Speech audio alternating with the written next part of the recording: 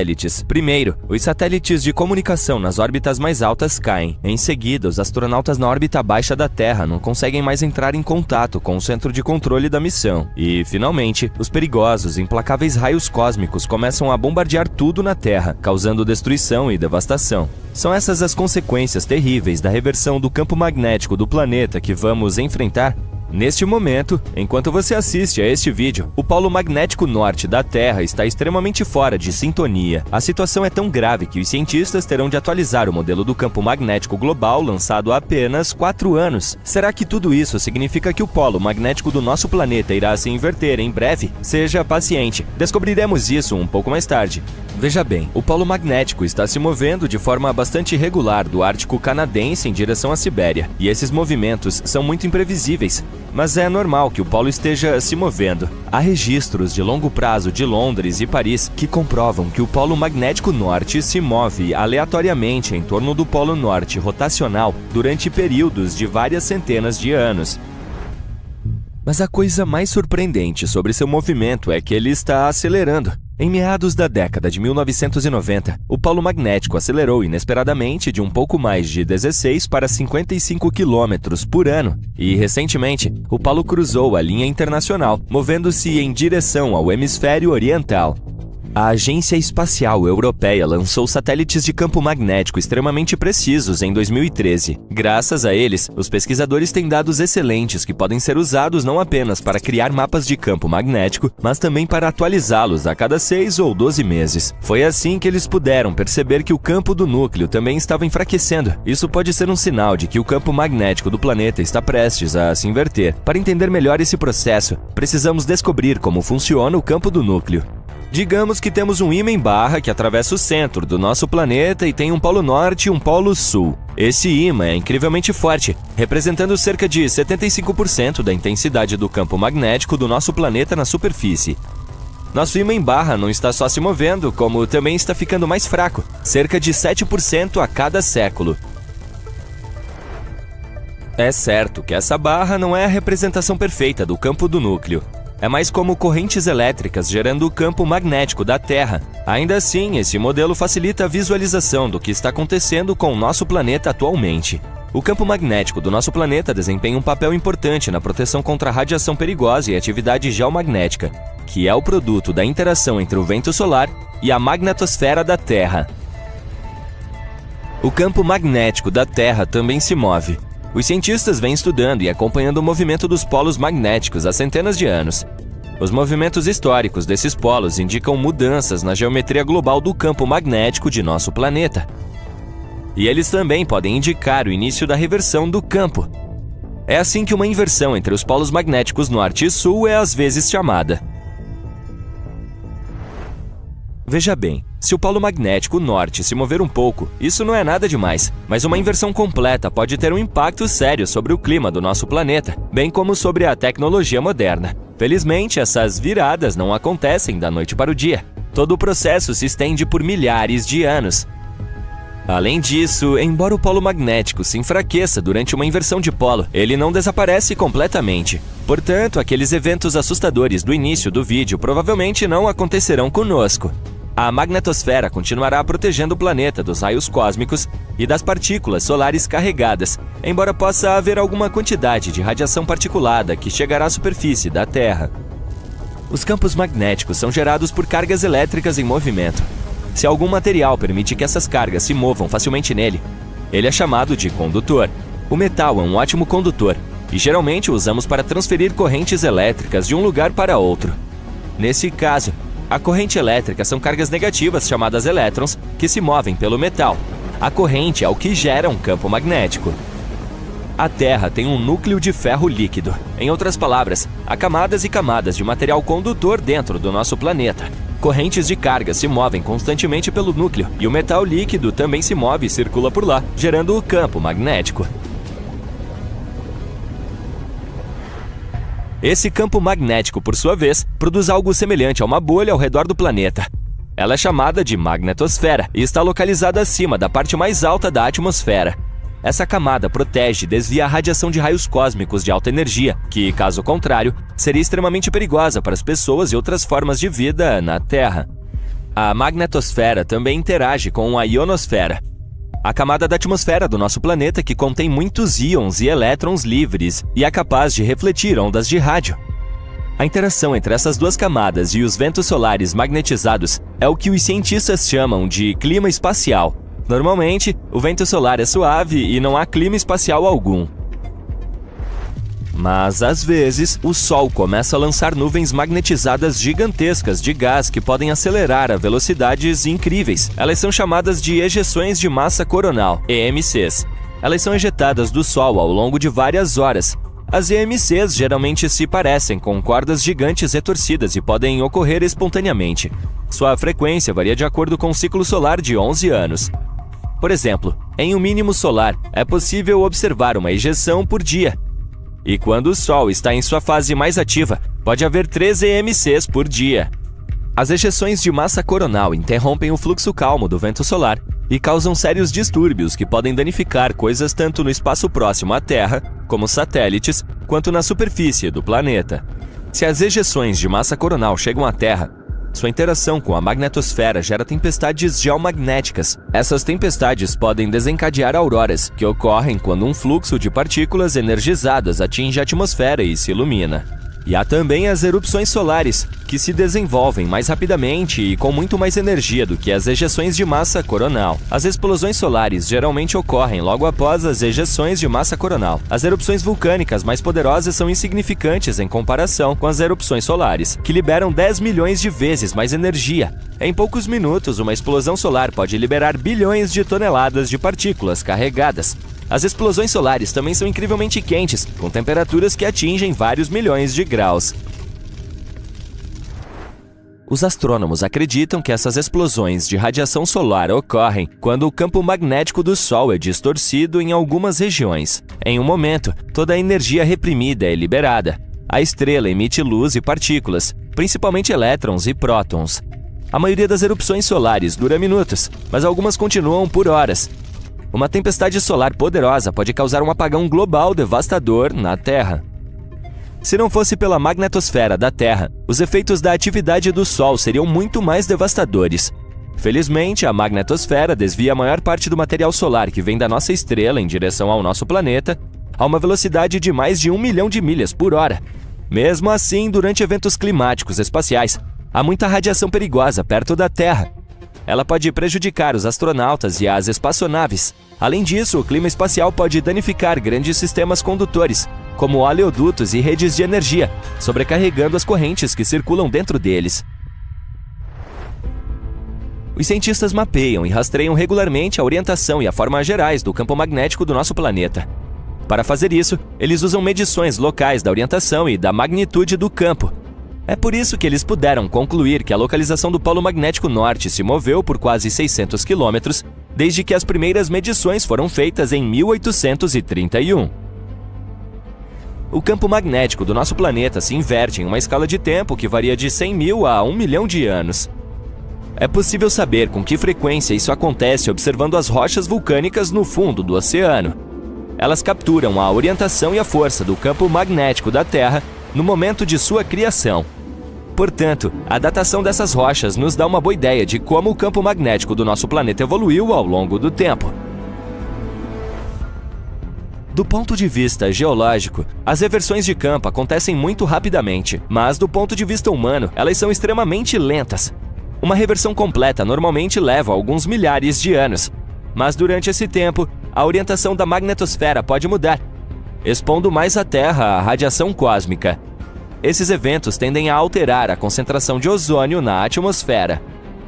De qualquer forma, os cientistas não podem dizer com certeza quando ocorrerá a próxima inversão de campo, mas eles continuam mapeando e rastreando o movimento do norte magnético do nosso planeta. A propósito, a Terra não é o único planeta com um campo magnético. Os gigantes gasosos como Júpiter também têm uma camada condutora de hidrogênio metálico que gera seus campos magnéticos. O campo magnético interno de Júpiter impede que o vento solar interaja diretamente com a atmosfera do planeta. Aperte os cintos, amigo entusiasta do espaço, porque estamos prestes a descobrir os segredos celestiais que foram revelados este ano. De estrelas gigantes a moléculas orgânicas, 2023 está sendo ótimo para os astrônomos. Então, vamos nos atualizar sobre toda a emoção que você pode ter perdido nos últimos meses. Em primeiro lugar, descobrimos alguns verdadeiros monstros astrais. Imagine olhar para o céu noturno e ver estrelas que não são apenas grandes, mas absolutamente enormes. Os cientistas estão usando um telescópio especial chamado James Webb para explorar os primórdios do universo. E durante sua aventura, se depararam com estrelas antigas que são 10.000 vezes maiores que o nosso Sol. Sim, você ouviu direito, 10.000 vezes! Essas gigantes do mundo estelar foram algumas das primeiras estrelas a se formar no universo, bilhões de anos atrás. Imagine um aglomerado globular como uma enorme equipe cósmica, em que cada grupo consiste de 100.000 a 1 milhão de membros. Esses aglomerados são como reuniões familiares gigantescas, com todas as estrelas nascendo na mesma época. Mas o que torna esses monstros recém-descobertos tão especiais? Bem, seus núcleos, ou suas partes centrais, são muito mais quentes do que o que vemos nas estrelas atuais. Os cientistas acreditam que esse calor intenso pode ser devido à queima de uma grande quantidade de hidrogênio em temperaturas muito altas. É como se fosse um churrasco galáctico. Algo fascinante acontece nesses aglomerados globulares. As estrelas menores se chocam com as supermassivas e ganham energia extra, como um combustível. Mas aqui está a reviravolta. A maioria desses aglomerados está envelhecendo e as supermassivas desapareceram há muito tempo. Só podemos ver indícios de sua existência nos aglomerados que observamos hoje. Os cientistas os estudam apenas com os misteriosos vestígios de sua grande presença.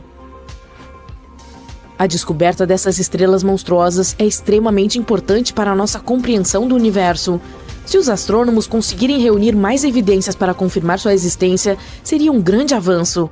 Nos ajudaria a aprender mais sobre os aglomerados globulares e como as supermassivas se formam em geral.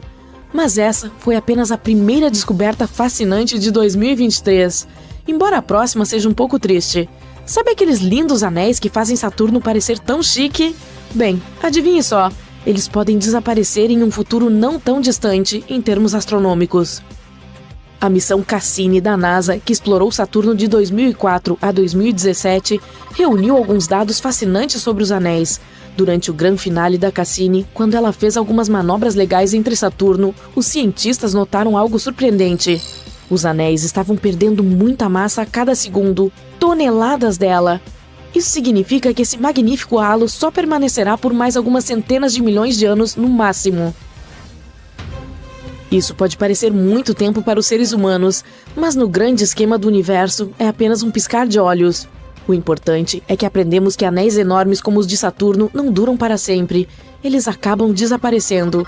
Bem, pelo menos você e eu pessoalmente não veremos esse momento. Os cientistas têm uma teoria divertida sobre o que acontecerá quando os anéis sumirem. Eles acham que os outros gigantes de gelo e gás em nosso sistema solar, como Urano e Júpiter, também podem ter tido anéis enormes no passado.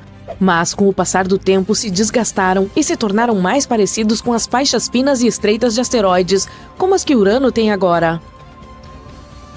Os anéis de Saturno são feitos principalmente de gelo, mas também contam com uma pitada de poeira rochosa, proveniente de asteroides e meteoroides minúsculos que se chocam contra os objetos celestes e se fragmentam. É como uma tempestade de neve de partículas de gelo e detritos espaciais. A pesquisa também revelou que os anéis de Saturno surgiram muito depois da origem do próprio planeta. Eles ainda estavam se formando quando os dinossauros habitavam a Terra. Portanto, em termos de idade astronômica, são bastante jovens, com apenas algumas centenas de milhões de anos. Essa descoberta deixou os pesquisadores entusiasmados, porque significa que algo dramático aconteceu no passado de Saturno para criar esse impressionante disco de gelo. Mas trata-se de um mistério que está esperando para ser resolvido. Os cientistas querem descobrir o que exatamente causou a formação dos anéis e por que eles têm uma estrutura tão impressionante. Esperamos que consigam descobrir. Mas passando para algo mais otimista, temos outra notícia espacial empolgante. Recentemente, os astrônomos estudaram uma das galáxias mais distantes do universo e encontraram algo surpreendente: moléculas orgânicas. A galáxia em questão tem um nome longo, SPT-0418-47. Está localizada a mais de 12 bilhões de anos-luz de distância do nosso pequeno planeta azul. Você consegue imaginar essa distância? É a mais longínqua já conhecida onde foram encontradas moléculas orgânicas complexas. É por isso que olhar para essa galáxia é como ver algo de quando o universo era apenas um bebê. Não temos ideia de como é agora. A luz que chegou até nós é de como ela era quando o universo tinha apenas 1,5 bilhão de anos. Imagine ser capaz de ver coisas de um passado tão distante. Então, o que eles acharam foi algo com um nome muito complicado, uma molécula de hidrocarboneto policíclico aromático, ou simplesmente HPA. Você deve estar se perguntando, mas o que é isso? Bem, adivinhe só, na verdade, você pode encontrá-la aqui mesmo, em nosso mundinho. Pode estar em coisas como a fumaça de motores de carros ou até mesmo em incêndios florestais. As moléculas de HPA são formadas por cadeias de átomos de carbono, e aqui está a parte super legal. São consideradas os blocos básicos de construção da vida. Imagine só, essas minúsculas cadeias de carbono sendo achadas em uma galáxia tão distante. É como encontrar uma agulha em um palheiro. Também descobriu-se que o gás que flutua por lá está repleto de elementos pesados. Isso é muito importante, pois sugere que muitas estrelas entraram e saíram de lá, criando todos esses elementos incríveis. Isso significa que essa galáxia também pode ser potencialmente rica em muitos outros. Essa descoberta abre um mundo de possibilidades e levanta muitas questões interessantes. Como essas moléculas orgânicas se formaram em uma galáxia tão distante? E já que estamos olhando para o passado, o que poderia ter acontecido com elas durante esse tempo? Poderiam ter evoluído para a vida? Estamos apenas arranhando a superfície das coisas incríveis que estão esperando para serem desvendadas. A propósito, se é tão longe, como os cientistas conseguiram descobrir algo assim? Bem, eles tinham um instrumento chamado Telescópio Espacial James Webb. Esse aparelho sofisticado foi lançado recentemente e tem superpoderes quando se trata de observar o universo. Então, quando estavam estudando essa galáxia distante, tiveram um pequeno problema. A luz proveniente desses objetos distantes era tão fraca que era difícil de ver ou detectar. Mas adivinhe só, eles tiveram uma ideia brilhante para resolver isso e usaram algo chamado lente gravitacional, que é como um poder especial da lente de aumento da natureza. Imagine duas galáxias alinhadas perfeitamente, como em uma sessão de fotos. A luz daqui está distante, a de fundo viaja em nossa direção, mas em sua jornada passa pela do primeiro plano, que é como uma lente espacial gigante. E adivinha o que acontece? A gravidade da que está no primeiro plano dobra a luz como uma lupa, tornando-a maior e mais brilhante. É como ter uma lente de zoom cósmica para nossos telescópios. Essa curvatura da luz cria uma forma muito legal chamada de anel de Einstein. É como um halo ou um anel de luz que envolve a galáxia em primeiro plano. Basicamente, é uma forma de a natureza exibir seus poderes mágicos. Com a lente gravitacional e esses belos anéis de Einstein, os cientistas podem ver objetos distantes com mais clareza e aprender coisas incríveis sobre o universo. E graças a tudo isso, conseguiram descobrir as interações químicas ocultas das primeiras galáxias. Não é incrível? Eles estão muito animados com essa descoberta. Nunca esperavam encontrar moléculas orgânicas tão complexas em uma galáxia incrivelmente distante. Quem sabe, talvez este seja apenas o começo de uma emocionante jornada cósmica. Portanto, mantenham seus olhos nas estrelas, companheiros exploradores do espaço. O universo é cheio de surpresas. E quem sabe que outras descobertas alucinantes nos aguardam lá fora. Esperamos aprender ainda mais no futuro. Bem, faz muito tempo desde que houve uma supernova na Via Láctea. Mais de 400 anos, para ser mais precisa. Então, estamos muito atrasados. Aqui estão as estrelas mais prováveis de fazer boom, se ainda não o fizeram. No topo da lista deve estar a estrela do hemisfério sul, Eta Carinae. As letras gregas antes do nome da constelação indicam a classificação do brilho de uma estrela nessa constelação. Sir Edmund Halley, em 1677, registrou Eta Carinae como a sétima estrela mais brilhante da constelação Carina, Eta sendo a sétima letra do alfabeto grego. Pode não ter parecido muito brilhante para Sir Edmund e seus contemporâneos no século XVII, mas estudos modernos da Eta Carinae estimam que ela é 5 milhões de vezes mais luminosa que o Sol. Luminosidade é o termo técnico que os astrônomos usam e não significa apenas brilho. A luminosidade refere-se à energia total liberada em todas as frequências. Eta Carinae libera 5 milhões de vezes mais energia que o Sol. Verdadeiramente um dos colossos da Via Láctea, Eta Carinae é 100 vezes mais massiva e 240 vezes maior que nosso anão amarelo-branco Sol. Obviamente, como parece escura, Eta Carinae está bem distante, cerca de 7.500 anos-luz de distância. No entanto, mesmo a essa distância, se essa estrela se tornar hipernova, ela ainda pode impactar a camada de ozônio da Terra, interromper as comunicações por satélite e prejudicar os astronautas.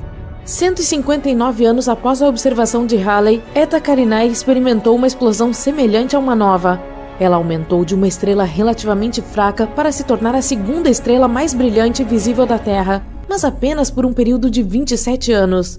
De 1836 a 1863, Eta Carinae foi a segunda estrela visível mais brilhante, depois de Sirius ou Sírio, a estrela do Cão Maior, e Sirius está a apenas 8 anos-luz de distância. Desde 1863, apesar de alguns surtos, Eta Carinae voltou ao seu brilho original de magnitude 4,5. Os astrônomos nos devem um pequeno pedido de desculpas, que não esperamos receber tão cedo, pela nomenclatura da magnitude das estrelas. Quanto mais brilhante uma estrela ou planeta ou lua, menor é a sua magnitude. Assim, estrelas mais brilhantes do que primeira magnitude são magnitude zero ou magnitude negativa. A lua cheia, por exemplo, tem magnitude negativa 13. Uma estrela de magnitude positiva 4,5, como a Eta Carinae, é bastante fraca à vista da Terra, mas é claramente visível em um céu noturno sem poluição luminosa ou nuvens se você mora em qualquer lugar ao sul da latitude do Cairo, no Egito. 30 graus de latitude norte é o norte mais distante em que você pode ver essa estrela. Agora ouça, Eta Carinae está tramando alguma coisa. Tem clareado novamente e agora está mais brilhante do que em qualquer outro momento desde 1864. É uma situação complexa. Eta Carinae é realmente duas estrelas, Eta Carinae A e Eta Carinae, qual é o seu palpite? B. Há uma terceira estrela próxima que também está interagindo com a dinâmica da estrela dupla. Meu palpite é que se chama Eta Carinae C. Explodindo em dois globos de gás incrivelmente massivos que estão se expandindo a 32 milhões de quilômetros por hora, Eta Carinae é sem dúvida uma das estrelas de aparência mais estranha que você já viu. Lembre-se, está localizada a uma grande distância de 7.500 anos-luz de nós. E se alguma coisa tivesse acontecido com Eta Carinae nos últimos 7.500 anos, tipo se tornar uma supernova, não seríamos capazes de ver, porque nenhuma radiação eletromagnética dela teria chegado aqui ainda. Os astrônomos estão acompanhando de perto a Eta Carinae porque ela pode se tornar hipernova a qualquer momento. Ou talvez isso já tenha acontecido há 5.000 anos. Nesse caso, só teríamos que esperar mais 2.500 anos para vê-la. Pois é, como eu coloco isso na minha agenda? De uma lista de mais de 30 prováveis estrelas candidatas que podem se tornar supernovas, Rho Cassiopeia é a escolha de muitos astrônomos. Outra letra grega, Rho é a 17ª letra do alfabeto grego. Isso significa que Rho Cassiopeia é uma estrela com a 17ª magnitude aparente mais brilhante na constelação de Cassiopeia. No entanto, Rho Cass, carinhosamente, é uma das apenas 7 estrelas hipergigantes amarelas conhecidas na Via Láctea. É mais um colosso. Para ser vista na magnitude 4,5 a uma distância de cerca de 10.000 anos-luz, Rho Cass deve ser uma estrela muito grande, uma hipergigante. Colocada onde o Sol está, ela abrangeria a órbita de Marte, mas ainda é amarela, não é uma estrela gigante vermelha. Vermelho indica uma temperatura de superfície mais fria. Rho Cass, por maior que seja, ainda é tão quente em sua superfície quanto o nosso Sol, ou até um pouco mais quente. Isso só pode significar duas coisas. No fundo de seu núcleo, Rho Cass está fundindo átomos muito mais pesados que hidrogênio ou hélio. Além disso, a estrela está produzindo muito mais energia do que uma gigante vermelha. No ano 2000, Rho Cass entrou em erupção maciça. Ela brilhou em 2 ordens de magnitude ao ejetar 10.000 vezes a massa da Terra no espaço a 4 vezes a velocidade do som. Os astrônomos detectaram a marca de óxido de titânio nessa erupção. Isso significa que Rho Cass está muito perto de se tornar uma supernova, ou, neste caso em particular, hipernova, do que costumavam supor. O ferro está apenas alguns passos acima do titânio na tabela periódica, e quando o ferro se forma, a fusão para e uma estrela entra em colapso.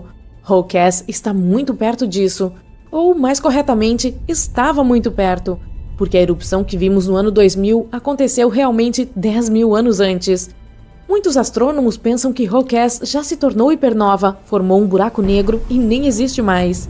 Enquanto isso, Betelgeuse chamou a atenção de todos, não muito tempo atrás. A estrela, não o filme. Ela escureceu drasticamente, aparecendo apenas 37% mais brilhante do que normalmente é. Está se preparando para se tornar uma supernova? Betelgeuse é de longe a estrela mais brilhante de todo o céu em luz infravermelha. Esse é um fato importante, porque se relaciona com o status de Betelgeuse como candidata à supernova, como veremos em breve. Betelgeuse também é chamada de Alpha Orionis, outra designação de letra grega. Então, devemos concluir que Betelgeuse é a estrela mais brilhante de Órion, certo? Errado. É a segunda estrela mais brilhante dessa constelação. Rigel, ou Beta Orionis, é a mais brilhante. Pois é. Pode ser porque Betelgeuse é classificada como uma estrela variável semi-regular, o que me parece redundante.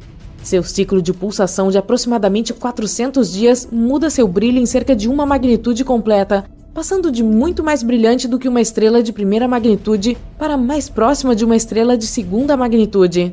Mas nunca se observou Betelgeuse escurecer tão rapidamente ou tão drasticamente como aconteceu recentemente. Como isso aconteceu? Do final de 2019 a meados de 2020, Betelgeuse passou por um período de escurecimento substancial durante um evento de ejeção de massa. A comunidade mundial de astronomia examinou atentamente a situação, e no decorrer de suas investigações chegaram alguns novos fatos surpreendentes sobre Betelgeuse.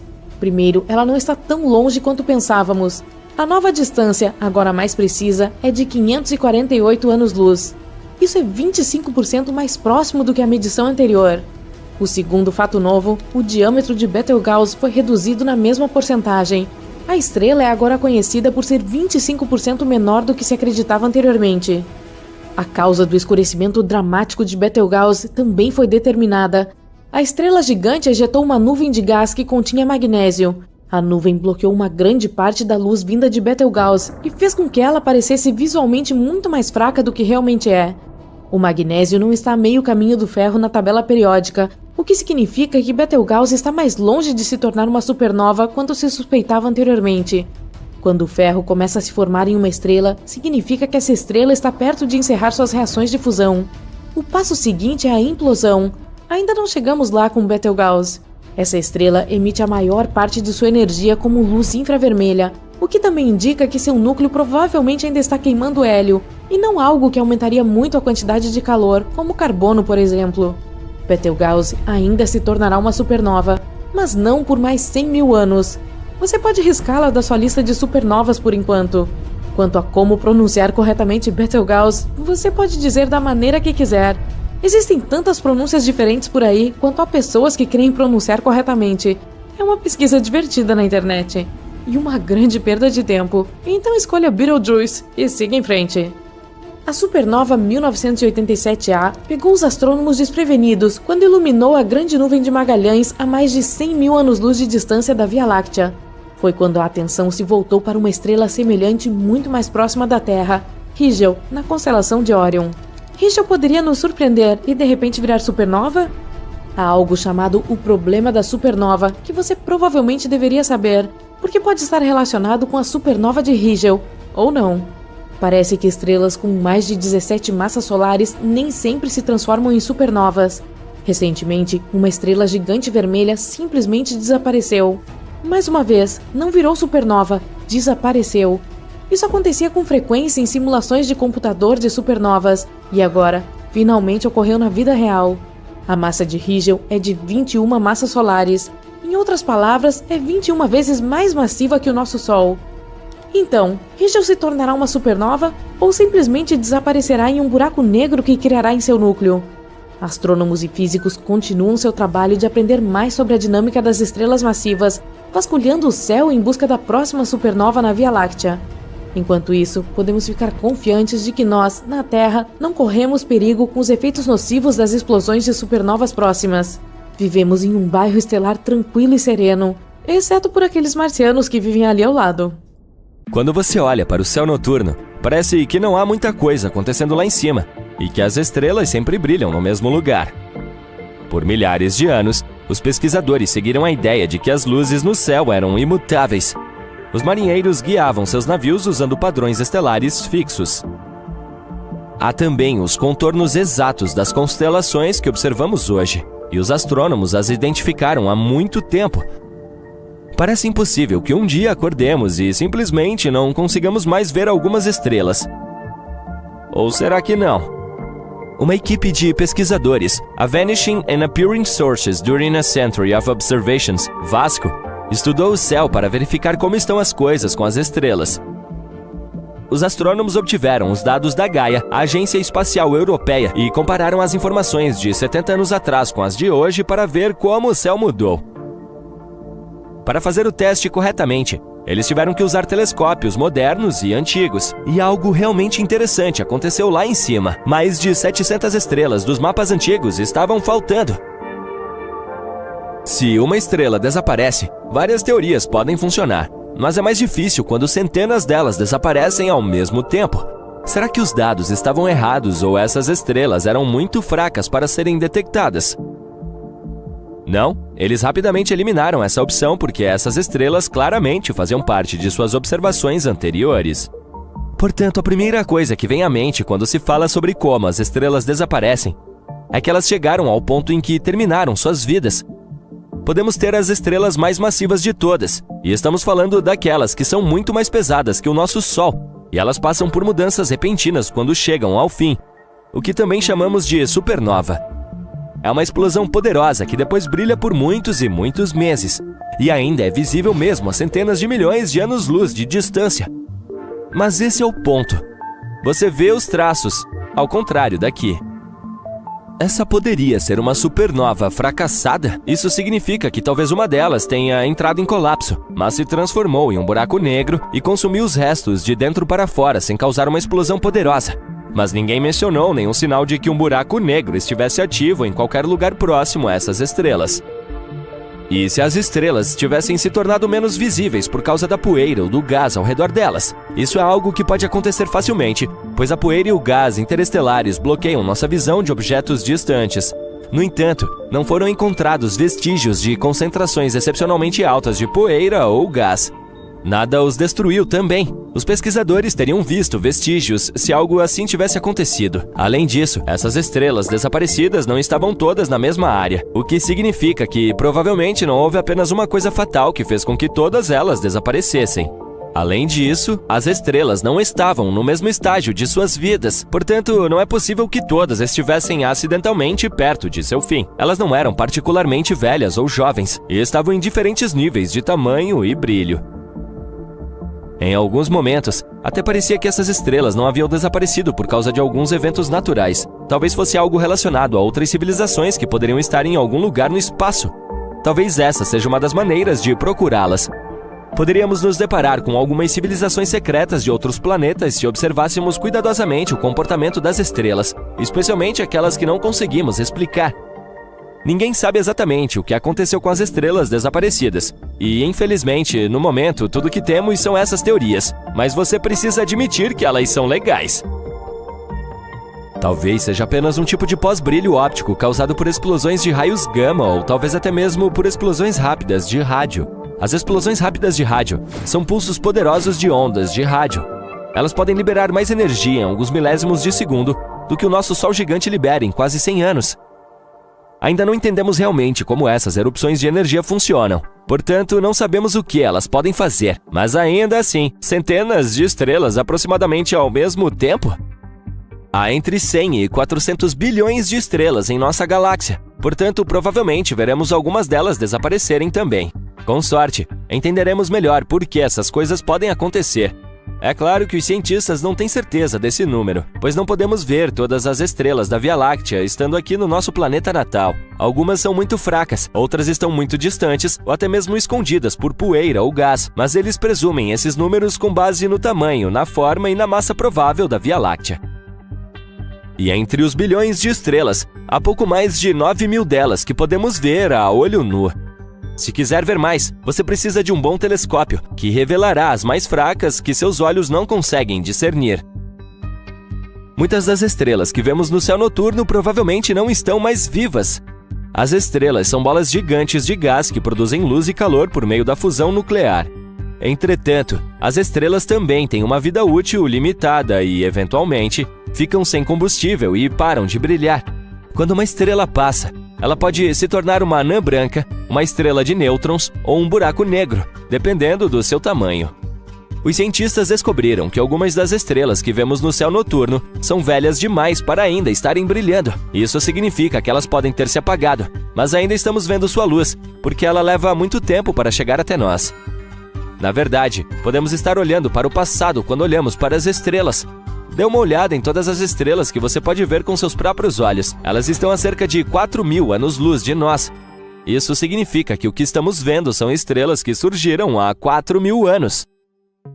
A maioria das estrelas que conhecemos existe dentro de galáxias, que são coleções maciças de estrelas, gás e poeira mantidas juntas pela gravidade.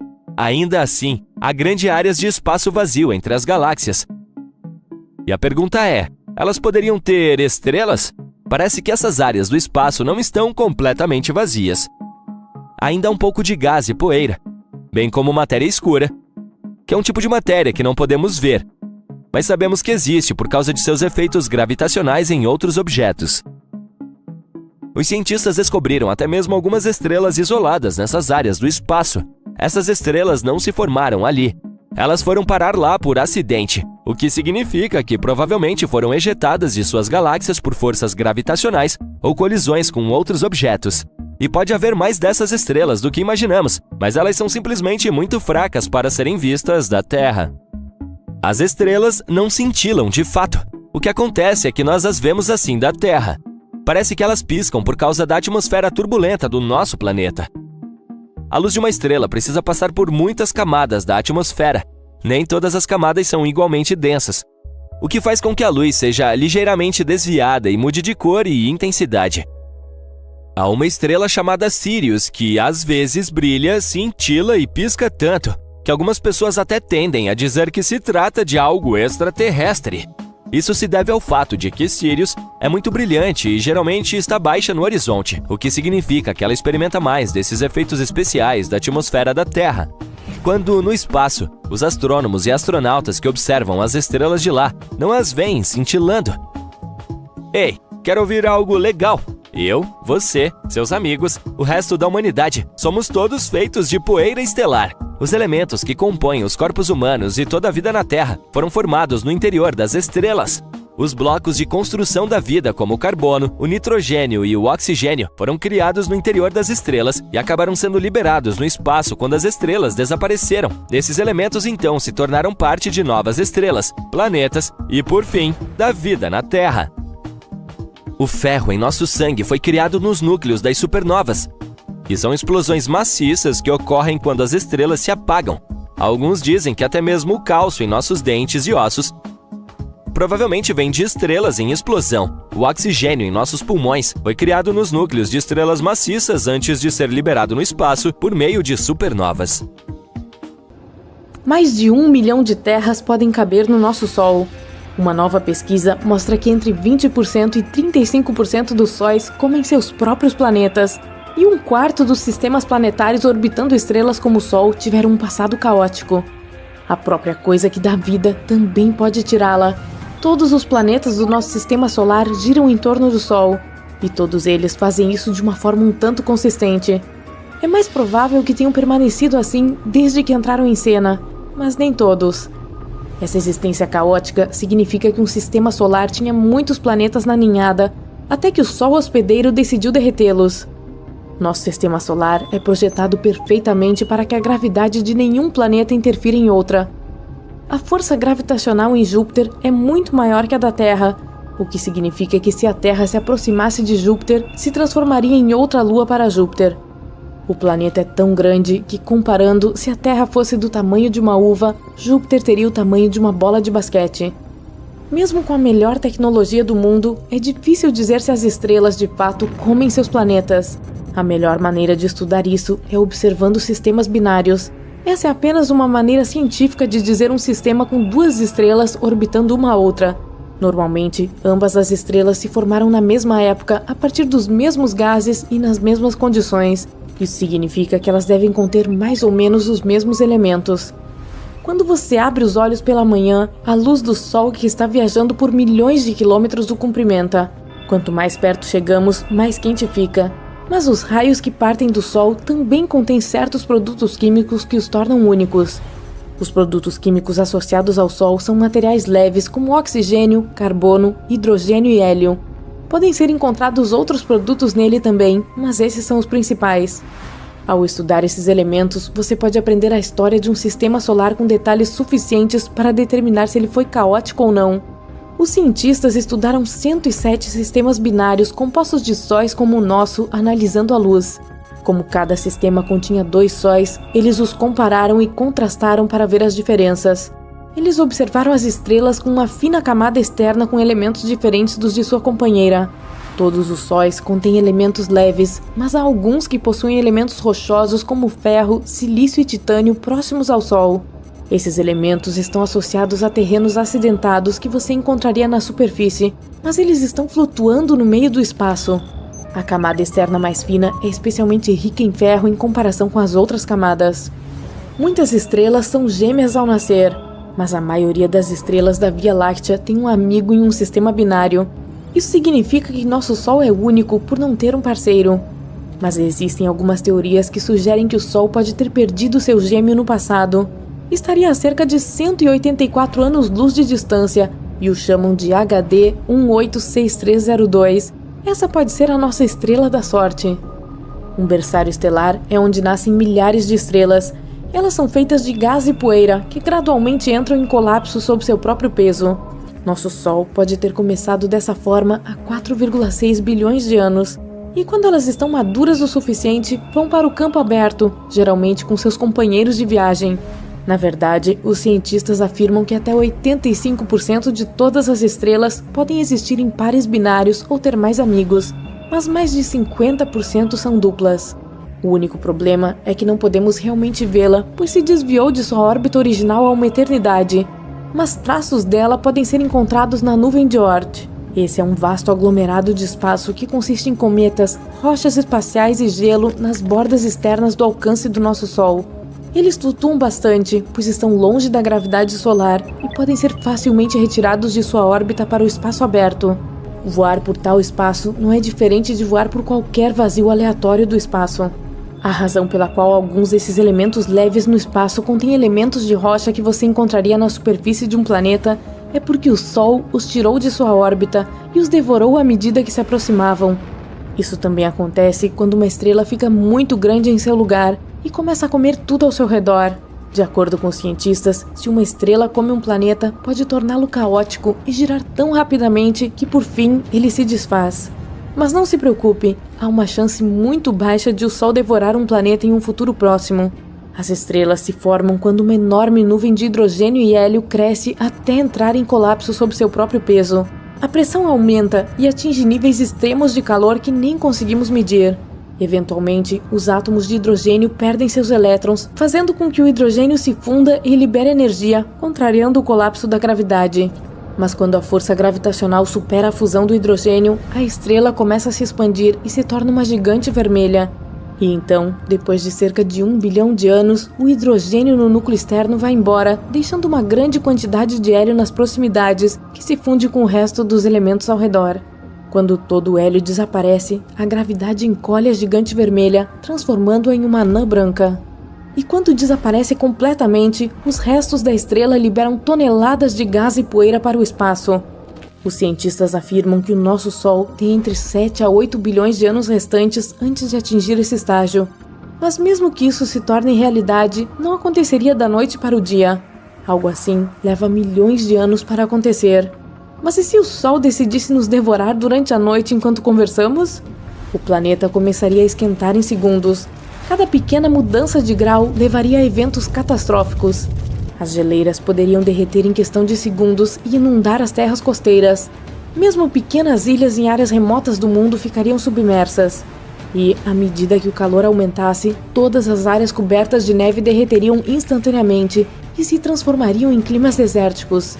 Alguns lugares queimariam e seus objetos do dia a dia derreteriam no local. O interior da Terra também ficaria mais quente, permitindo que erupções vulcânicas ocorressem em todo o mundo. A Antártica derreteria com o calor, assim como os vulcões entrariam em erupção.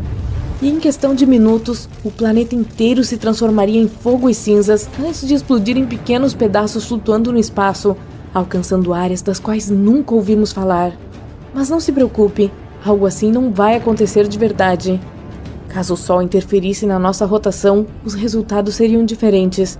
Também esquentaria porque o campo magnético ao nosso redor nos protege da radiação solar. E uma vez que saíssemos do lugar, o campo magnético seria maculado e o calor extremo do Sol nos faria ferver. A força gravitacional seria instável, então a física da nossa vida cotidiana seria caótica.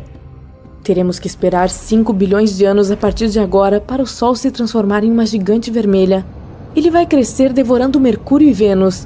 Provavelmente, a Terra também estaria no menu. Se a Terra se movesse apenas 1,5 milhão de quilômetros em direção ao Sol, ela seria inabitável. Pode parecer muito, mas é apenas 4 vezes a distância entre a Lua e a Terra.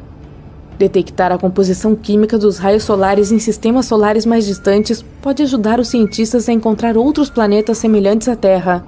Como a atmosfera ao redor dessas estrelas devoradoras de planetas muda a composição química, podemos detectar quais sistemas solares lá fora tiveram um passado calmo.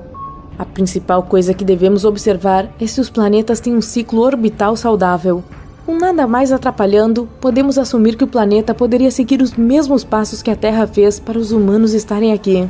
Mas esse processo demorará muito, pois existem milhões de estrelas próximas semelhantes ao nosso Sol. As chances de encontrar um planeta semelhante ao nosso são quase impossíveis nesse ritmo. Mas se for assim, então pode haver vida nesses planetas. Não haverá como saber se é vida inteligente, mas eles podem ter tido o mesmo destino evolutivo que nós. Castelos eram lugares frios em tempos passados. As pedras pareciam irradiar o frio do inverno. Esta é uma razão prática pela qual tapeçarias eram penduradas nas paredes dos castelos, para ajudar a manter a temperatura interna. Mas não poderia ser pendurada qualquer coisa velha nas paredes dos castelos. Precisava ser bonita, heróica, com um forte fator uau. Os antigos gregos penduravam tapeçaria nas paredes de seu castelo do céu, gloriosas tapeçarias tecidas com estrelas. Todas as 48 constelações do hemisfério norte foram projetadas e nomeadas pelos gregos. A história de Andrômeda é uma dessas tapeçarias. Tecido de 7 constelações espalhadas por todo o céu de outono, a história contém observações astronômicas detalhadas preservadas com destaques na tapeçaria do céu. Começa com a constelação de Cassiopeia, rainha do reino mais antigo da África, Etiópia. Quando a constelação da Cassiopeia está no horizonte, parece uma escada subindo para a Via Láctea. Acredita-se que as pirâmides de degraus ao redor do mundo tenham sido inspiradas na constelação de Cassiopeia. De qualquer forma, Cassiopeia é uma bela constelação que indica que a rainha Cassiopeia também era uma bela mulher. Ela era bonita, mas também vaidosa, desencadeando toda uma ação dramática. Cassiopeia pode ser encontrada no céu noturno, em frente à Ursa Maior da estrela polar. Assim como a Ursa Maior, Cassiopeia circunda a estrela polar e é uma constelação circumpolar. Uma supernova foi observada em Cassiopeia por volta de 1680, no tempo da Terra, com Cassiopeia A tendo ocorrido cerca de 11 mil anos antes. O satélite de raios-x Chandra registrou recentemente uma fotografia extraordinária deste remanescente de supernova, mostrando os elementos enxofre, cálcio, silício e ferro em meio aos raios-x de alta intensidade da nuvem em expansão. O marido de Cassiopeia também é uma constelação circumpolar, uma menor e sombria chamada Cefeu. Ele tinha seu próprio reino. Uma fusão de impérios através de casamentos sempre foi comum ao longo da história. Cefeu era um rei da Fenícia. Havia muitos reis da Fenícia no tempo em que a Fenícia era apenas uma coleção de cidades-estado ao longo da costa ocidental do mar Mediterrâneo. Cefeu pode ser encontrada na área entre Cassiopeia e a estrela polar. A constelação de Cefeu é importante para os astrônomos. É onde Henrietta Swan Leavitt descobriu estrelas variáveis que pulsavam em intervalos regulares. A taxa de pulsação da estrela indica o verdadeiro brilho da estrela, permitindo uma medição segura da distância até ela. A descoberta de estrelas variáveis cefeidas foi um grande avanço para a astronomia no início do século XX. Cefeu e Cassiopeia tiveram uma filha, Andrômeda, também uma beleza notável, o que resultou em uma grande confusão. Parece que um dia Cassiopeia estava se gabando da beleza dela e de sua filha Andrômeda. Somos mais bonitas do que qualquer outra mulher em todo o mundo. Tal pretensão pode ser perdoada vinda de uma rainha, mas Cassiopeia foi ainda mais longe e ultrapassou todos os limites possíveis. Na verdade, somos mais bonitas do que qualquer uma das Nereidas. As Nereidas eram ninfas do mar da mitologia grega, filhas do oceano. Famosas por sua beleza e bondade para com os marinheiros, as Nereidas, todas as 50, se ofenderam por terem sido diminuídas, desdenhadas, por uma mera mulher mortal. Cassiopeia teve que ser punida por exceder os limites da ordem civil. Por sua vaidade excessiva, ela transgrediu além dos limites da natureza, e uma punição não natural foi infligida a todo o reino da Etiópia. Um monstro do fundo do oceano, a constelação de Cetus, começou a devastar as aldeias costeiras da Etiópia, bem como os navios de pesca de lá. Apropriadamente, Cetus é uma constelação do hemisfério celestial sul, a quarta maior em área de todo o céu. Cetus nada em uma parte escura do céu chamada oceano, com apenas sua cabeça subindo acima do equador celeste. Esta parte do céu contém várias constelações com temas aquáticos: peixes, aquário, o portador da água e Erídano, o rio.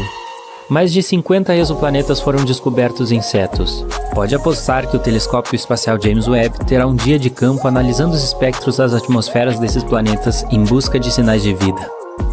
Enquanto isso, a rainha Cassiopeia e o rei Cefeu precisavam fazer algo para enfrentar o monstro que devastava as costas da Etiópia. Eles consultaram um oráculo, fazendo outra invasão além do reino da razão e da natureza. Diga-nos, oráculo, o que podemos fazer para impedir que o monstro destrua nosso reino? Este monstro não é um flagelo normal da natureza. Uma ofensa foi cometida contra os reinos superiores, e este é o castigo. O monstro não pode ser parado por nenhum meio normal. Apenas um sacrifício humano do ser mais nobre pode aplacar a besta. Um erro leva a outro. A pessoa mais nobre do reino, é claro, era a princesa Andrômeda. De acordo com o comando de seu pai e o consentimento, ou talvez uma sugestão de sua mãe, Andrômeda foi acorrentada a uma rocha no mar. Ela é o sacrifício humano que seus pais esperavam que salvasse o reino. Uau! Tadã! Aí vem o herói grego para salvar o dia, acabar com o sacrifício humano e transformar Cetus em pedra. Perseu. De onde surgiu Perseu? Segundo a lenda, das Hébridas. Perseu foi para as Hébridas em busca da Górgona Medusa. O alcance geológico desta tapeçaria é incrível. As Hébridas são um arquipélago de ilhas rochosas na costa oeste da Escócia.